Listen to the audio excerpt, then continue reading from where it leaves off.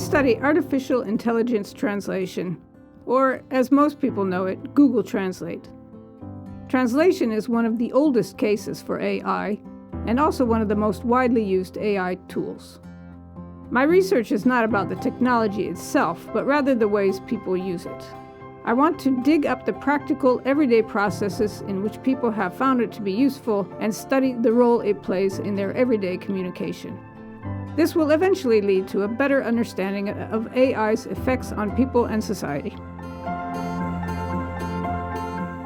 I understand AI translation as a new form of human communication, which is really exciting.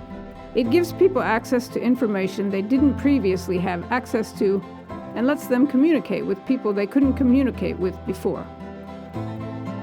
However, as with other forms of AI, there are good and not so good ways to use it.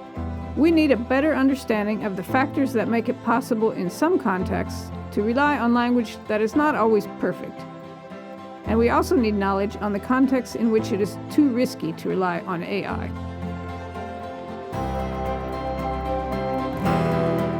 On the technology side, the next big step will be improving speech translation, or AI translation of spoken language. You may have heard about this in the news, but it's not really good enough yet to be that useful.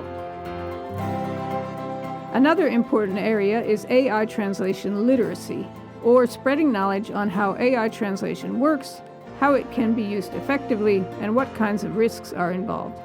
We need to take our growing understanding of the best ways to use AI translation and turn it into training and guidelines for people. In fact, this is needed for all areas of AI.